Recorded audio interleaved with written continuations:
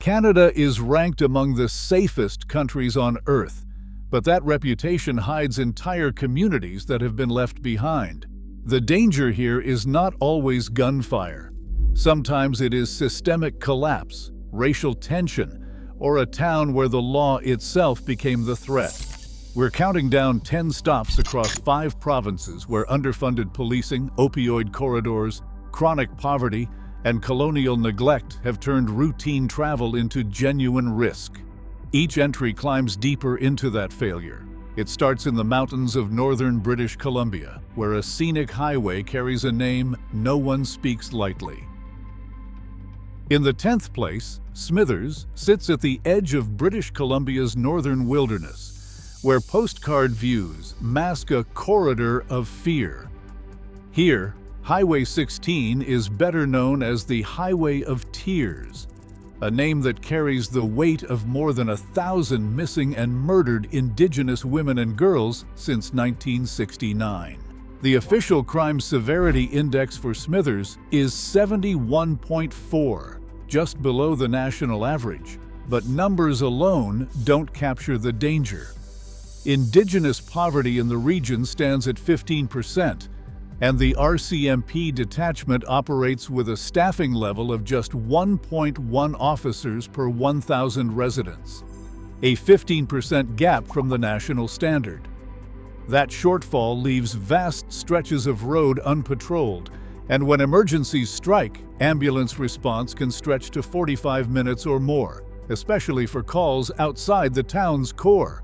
For many locals, the threat is not just criminal, it's institutional neglect. Elder Mary Ann Kaku of the Kaska Nation puts it plainly, "When the road is silent, our women are left unheard. The government funds highways but not our safety."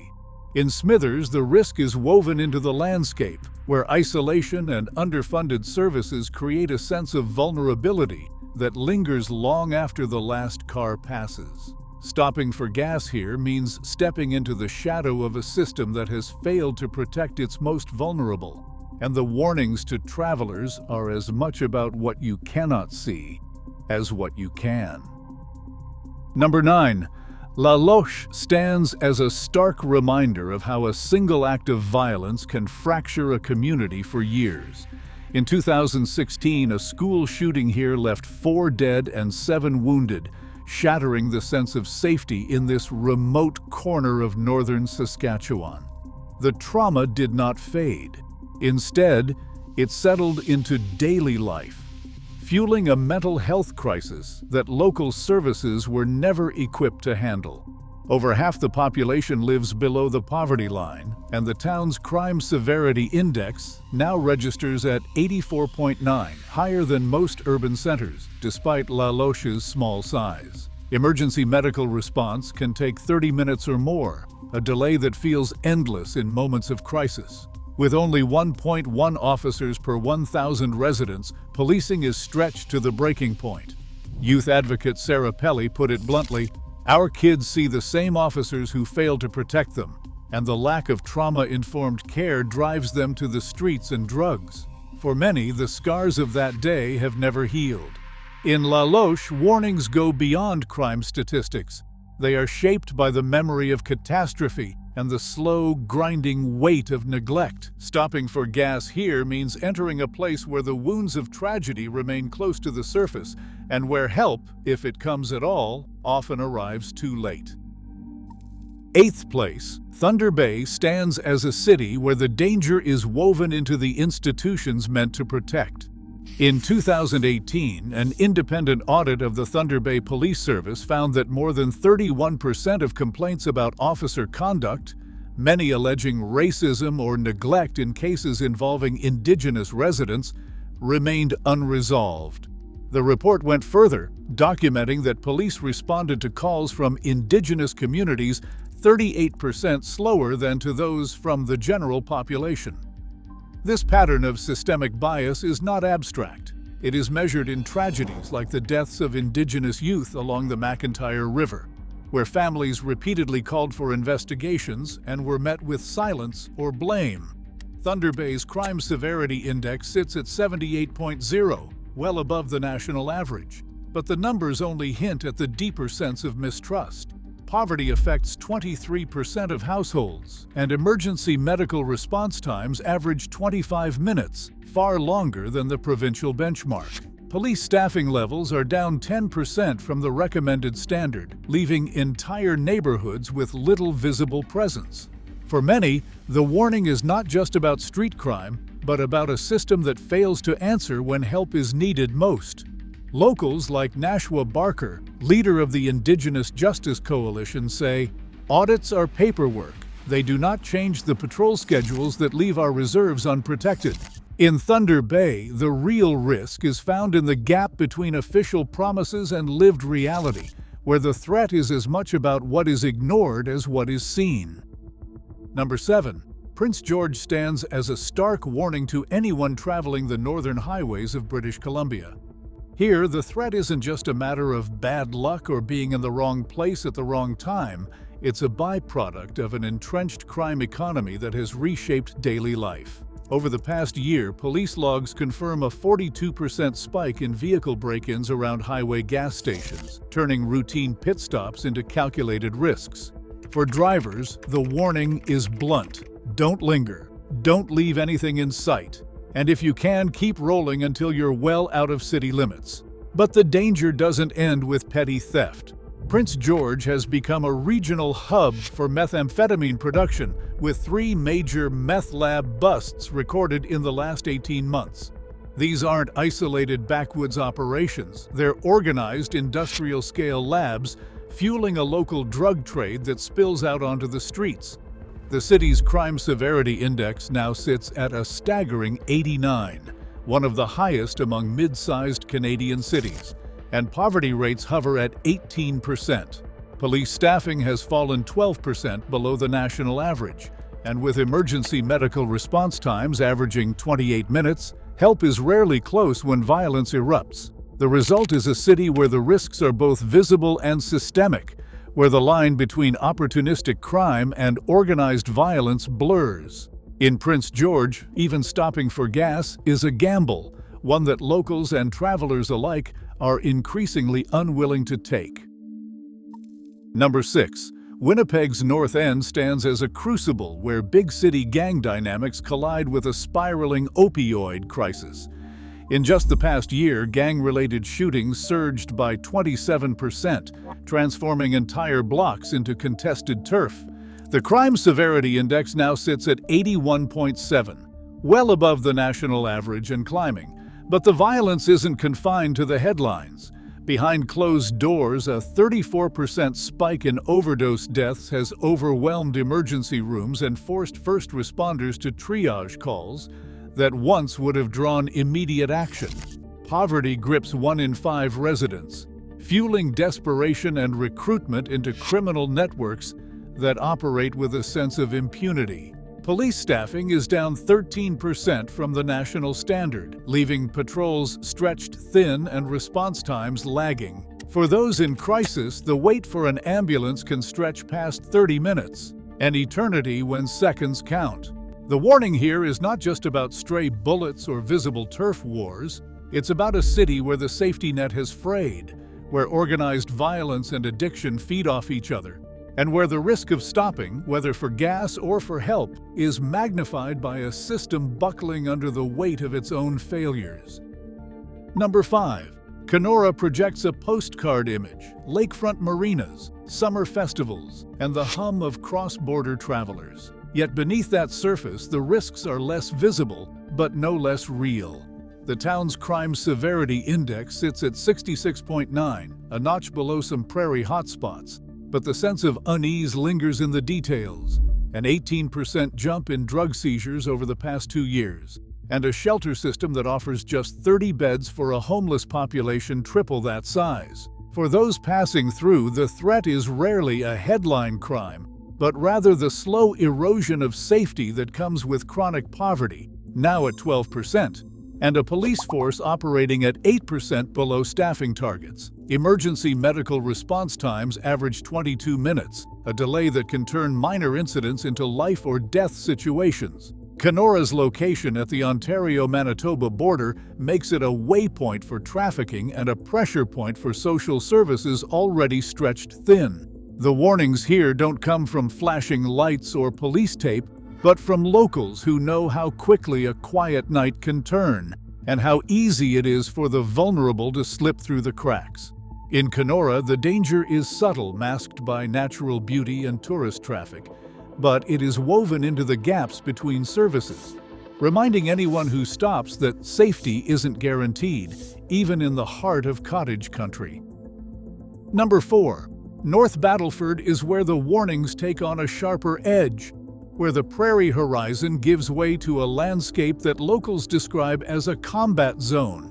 The city's crime severity index has shattered the 100 mark, the highest in the countdown so far, signaling a kind of statistical red alert. Over the past year, gang-related vehicle hijackings have surged by 31%, turning even routine stops at gas stations into moments of risk. Poverty levels here reach 22%, compounding the sense of desperation that fuels both petty theft and organized crime. RCMP staffing has dropped 15% below the national standard, leaving fewer officers to patrol sprawling neighborhoods. For those in crisis, the average wait for emergency medical services now stretches to 35 minutes, a delay that can mean the difference between life and death. The atmosphere is tense, unpredictable, and for many, inescapable. As one resident, Mark D. I told a local reporter, "You keep your doors locked, even in daylight. The cops are too few, the calls take too long, and the gangs know it." In North Battleford, the warning is not just about crime. It's about a system buckling under pressure where the line between everyday life and open danger has all but disappeared. Coming to the top 3, Surrey stands as a paradox, where suburban calm collides with urban crisis. In 2024, a brazen gas station shooting unfolded in broad daylight, shattering any illusion that violence here is confined to shadowy corners or late-night hours. The city's crime severity index registers at 73.5, high for a metro area, but the numbers only hint at the complexity beneath. Surrey now hosts the busiest supervised consumption site in the province, with 1,543 visits logged last year alone. For some, this is a sign of progress, a lifeline in the opioid corridor that snakes through British Columbia. For others, it's a symbol of a city at war with itself, where harm reduction policies run up against the reality of gunfire on commercial strips. Poverty touches 18% of households, and police staffing has dropped 11% below recommended levels, leaving entire neighborhoods with a thin blue line that often feels invisible. Emergency medical services average a 26-minute response, a delay that can turn survivable incidents into tragedies. The contradiction is stark, a landscape of manicured lawns and new developments, yet a public safety net fraying at the seams. In Surrey, the warning is not just about stray bullets or visible crime, but about the uneasy balance between hope and fear. A place where stopping for gas means stepping into a policy puzzle that no one has solved. Number 2, Regina sits at the heart of Saskatchewan's Highway 11, an unbroken stretch that has quietly become one of Canada's most active drug trafficking corridors. The city's crime severity index now stands at 70.1, a figure that only hints at the deeper crisis unfolding along this route. Over the past 2 years, opioid-related deaths in Regina surged by 29%, a spike health workers directly linked to the relentless flow of fentanyl and meth ferried up the highway from southern Alberta and British Columbia. Poverty rates have climbed to 15%, and the city's police force operates at 9% below recommended staffing, leaving entire neighborhoods with little more than a symbolic presence. Emergency medical response times now average 24 minutes, nearly triple the provincial target for overdose calls. For paramedics like Janelle F., the reality is stark. We are not just losing the battle on the streets. We are losing it in the time it takes to get there. Maps of recent drug seizures reveal a clear pattern. Highway 11 isn't just a road, it's a pipeline, feeding a provincial crisis that claims more lives each month. In Regina, the warning to travelers isn't just about street crime or visible violence, it's about the invisible networks that move drugs faster than help can arrive, and a system stretched so thin that stopping for gas means risking far more than a bad encounter. This is the geography of addiction and abandonment, where the road itself becomes a vector for disaster. And finally, in first place, Lethbridge stands as the starkest warning in the country, where the intersecting crises of addiction, poverty, and institutional retreat converge with devastating clarity. For years, Lethbridge operated the largest supervised consumption site in North America, logging more than 2,300 visits in a single year. But the city's attempt to manage its opioid emergency through harm reduction collided with a wave of political backlash and ultimately a $15 million cut to the municipal safety budget. The consequences were immediate and brutal. Overdose deaths surged by 38%, and the fragile balance that had kept street-level violence in check collapsed almost overnight. Beneath the surface, the numbers tell a story of unraveling support. 30% of Lethbridge residents now live below the poverty line, a figure that eclipses the provincial average and signals a deepening cycle of desperation. The city's police force operates with 13% fewer staff than required, leaving entire neighborhoods without consistent patrols. Emergency medical services, tasked with responding to a flood of overdose calls, now average 32 minutes to reach the scene, nearly 4 times the provincial target. The crime severity index for Lethbridge sits at 64.4, deceptively lower than some prairie hotspots, but the raw score masks the sheer density of overlapping crises. The warning here is not just about street violence or open drug use. It is about a city abandoned by policy, where the closure of a single service can send shockwaves through every layer of public safety. Local organizer Jamie West phrased it bluntly: "We lost more than a building, we lost the last line of defense." In Lethbridge, stopping for gas means entering a landscape where the safety net has been cut away, and the risks are as much about what's missing as what's left behind. The city's spiral is a cautionary tale for every mid-sized Canadian community, proof that the collapse of systems can turn ordinary streets into corridors of warning, and that the true danger is often found in the empty spaces where help used to be. Across all 10 towns, one stark pattern emerges. Beneath picturesque landscapes and ordinary facades, deep fractures persist. Systemic neglect, racial wounds, broken institutions, and the slow violence of abandonment. These aren't isolated outliers, but warning signals pulsing across Canada's heartland. The true threat isn't always visible. It's the crisis we refuse to see. This is the Canada the brochures never show. Let's talk about what needs to change.